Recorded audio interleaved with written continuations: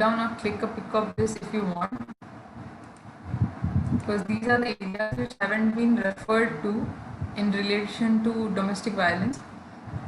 Then coming to the conclusion, that according to me, the eradication of all this stuff relating to domestic violence is possible only if we are able to eradicate all these factors that I have mentioned. Now then only we can pave a path towards a India that is free from domestic violence. Otherwise I find it very difficult, and you can see I'll be explaining all these factors. So as you can see, each of these factors contributes a huge amount towards domestic violence. The first one, the iceberg effect, that is because of the social stigma that exists. Now what is this iceberg effect? If we are coming to know that in for example, consider the Cuttack city. If we are coming to know that only 5 aggrieved persons are suffering from domestic violence, then that is not the real number that we need to refer to. That is those are the ones, those who have suffered the most, or are the battered ones, those who have repeatedly suffered from domestic violence. There are other huge numbers that are hidden, that are unable to come up, or that are unable to file a complaint, or those are unable to file an application, or to even speak up on what is going and what they are going through. That is the iceberg effect, because of the social stigma that exists, that log kya kahenge and all that stuff. Because of that, maximum number of people do not come up to share their pain. The next is patriarchal society. From the very beginning, as I said, it is always the dominant part that tries to exploit the weaker section, and it has always been stated from the very childhood that the patriarchal part is dominant. Next, difficulties faced by a divorced woman. Once a woman is divorced, she then carries the burden throughout her life that she is a divorcee, and the society takes up various kind of abusive languages for such person, which thinking of which many of the aggrieved persons do not come up. And gender discrimination in literacy rate.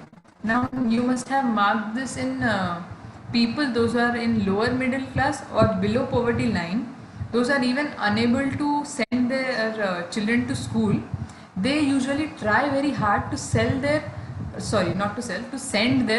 male child to school, however hard it may be for them, but they strive to send their male child to school, but not the female ones. Now that is another reason why in such societies, such lower middle class or below the poverty line families, only the males are literate, the females are not. That is another reason. Then insecurity of the children. Now most of the divorce cases or domestic cases you'll find either are in living relationship or in the first few years of marriage, where they haven't conceived or do not have a child. Once they have a child, they start thinking that once I am leaving my husband or the partner, then I won't be able to take up the responsibilities of my child, and that insecurity takes them to a level where they might move towards depression, but they will never move to the police station. Then lack of stricter laws. As you have seen here in Domestic Violence Act, the penalties are too less.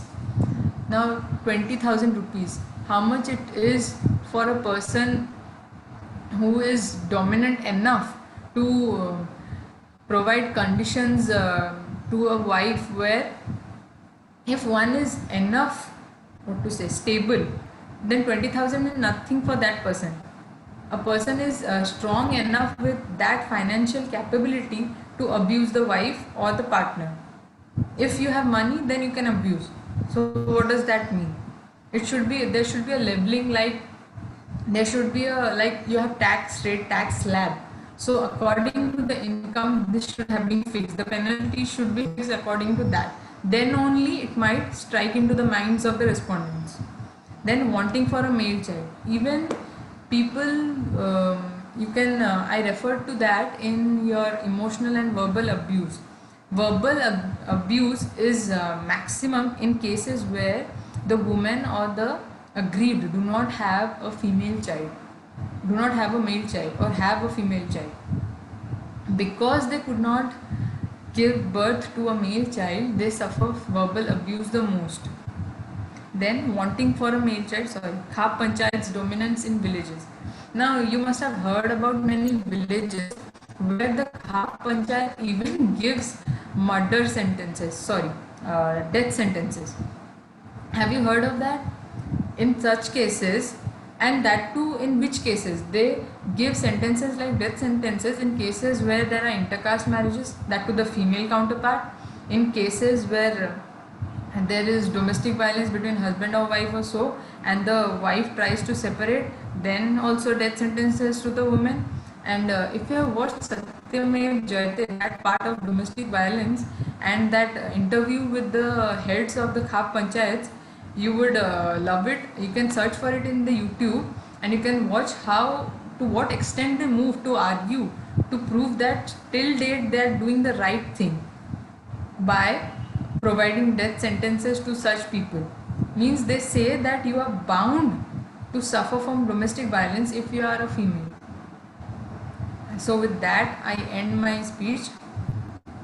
If any questions. Thank you.